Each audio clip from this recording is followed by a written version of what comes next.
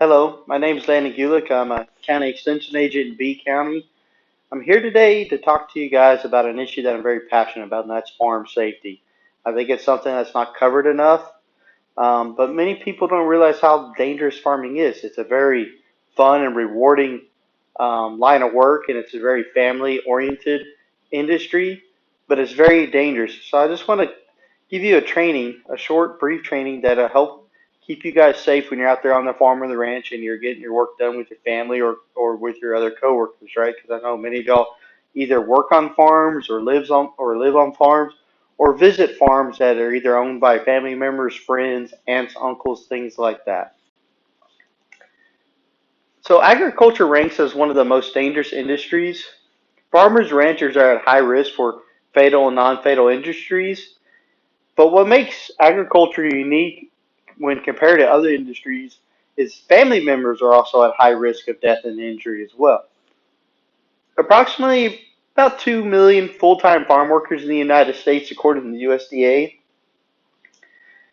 An estimated about 890,000 youth actually live on farms in the United States, and about 450,000 youth perform farm work on the farms, and about another 260,000 youth are hired full time to work on farms.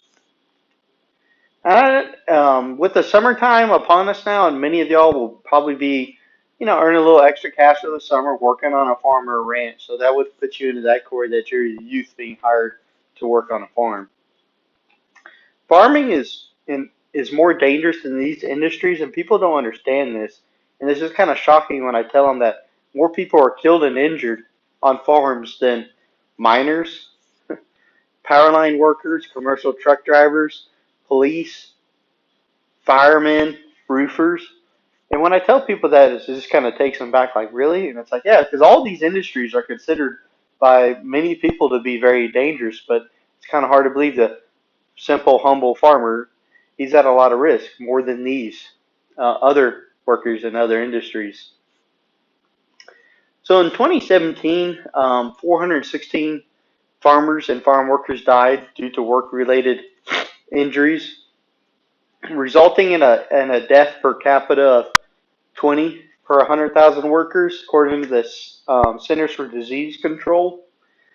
Every day, about 100 agriculture workers suffer a work-related injury, according to the CDC.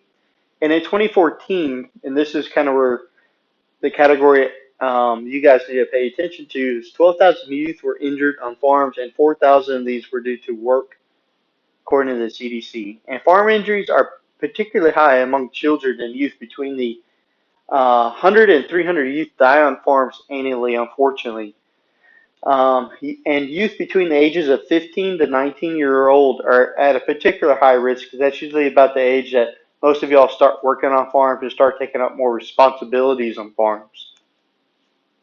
Why am I doing this presentation? Like I said before, it doesn't make sense that agriculture being such an important element of our society and such a dangerous job that there are not more training and programs and support for farmers and farm families.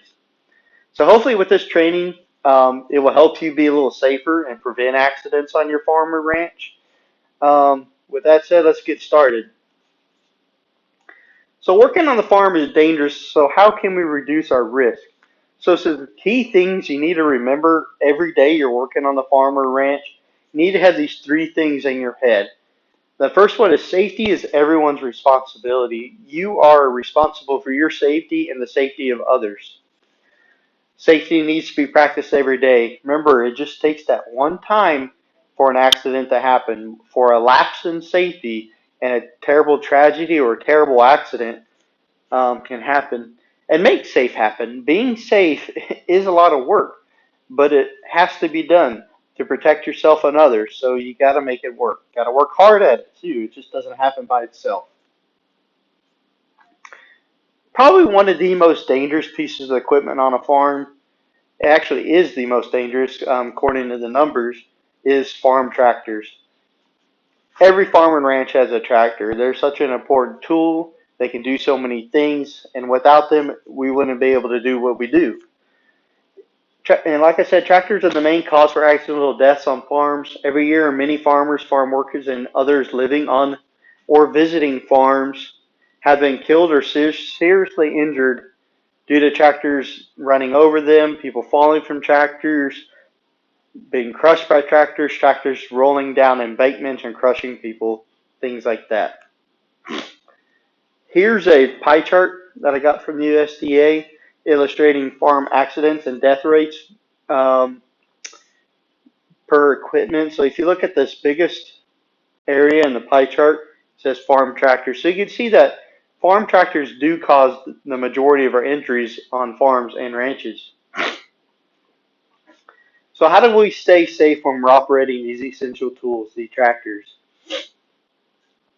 Always mount and dismount a tractor from the left side. If you notice when you're sitting in the seat or the cab of the tractor, you notice that most of your controls on the right side of the tractor and the door to get in and out's on the left side.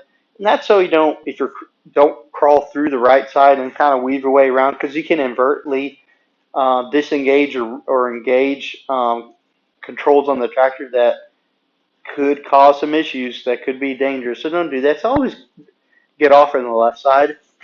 Also, probably the number one rule on the tractor is one seat, one rider. Don't do this. Every time I see this picture, I giggle. You can see these two gentlemen. They're riding on the tractor. One's driving. One's just standing on the fender. That's very dangerous. This guy, I mean, this guy's not even holding on, right? And what could happen is he could slip, fall, hit a bump, things like that, and he could either be run over by the tractor. And I know this tractor doesn't have an implement, but what if it was pulling a shredder? What if it was pulling a disc? Could be very dangerous, right? So the rule is one seat, one rider. As you see in the background picture here, you got these two open cab tractors here. They have one seat that's meant for one rider. There are some bigger row crop tractors these days that have two seats, and that's fine for to have a passenger because there is a seat for them. And what those seats are for, it's for the tractor operator to show maybe a new employee or somebody a new implement they've never ran before, show them how to operate it and use it correctly. So that's seats there for like a trainee, right? So if it's got two seats, it's fine, but you still got one seat per person, and that's the rule, right? Also, tractors need to have a rollover protection bar and as well as a seat belt. And what the seat belt's designed to do, if a tractor does roll over, it will keep you stationary in the seat. And the rollover protection bar will keep the tractor from crushing you, right? One does not work without the other. You can't just have a seat belt and a rollover protection bar, and you can't just have a rollover protection bar and no seat belt. They work in conjunction with each other, right? Um, Another thing to be very cautious of is the power takeoff, which stands for PTO. We've all heard, hey, PTO, right? That stands for power takeoff. What that does is the drive shaft that operates the power to many implements. They spin at very high RPM, revolutions per minute, 1500, 2000 RPM, right? Never be close or near a running PTO. Always be aware of it because it can easily suck you into it, causing serious death or injury. Another thing when working around equipment is don't wear loose clothing. Always tuck in your shirt like I am here. Women, always take your hair and put it up in a bun. Loose clothing, hair can all be easily entangled into machinery. So always tuck those things in. Another important thing that's going to keep you from getting injured around equipment is to make sure all your shields and guards are in place. So if you look at the back of the tractor here, here's the PTO. Here's a guard around the PTO. Here's a drive shaft. This is like a piece of plastic. So if you were able to brush up against it, this plastic doesn't actually move, so you don't have to worry about that. And then there's more guards here on the actual implement itself. Don't take those guards off. I know there's a lot of people I see it. Those guards, they feel like they get in their way, and it makes it hard to disconnect different implements and connect new ones. So they, I don't need that. I'm gonna unbolt that guard. Don't do that. It's there for your own safety. So make sure all them guards and shields that when you bought the tractor or bought the piece of implement are on there. They're for your safety. And like I said, it's just something you have to live with. It might make it a little bit more difficult to do something, but they're so important.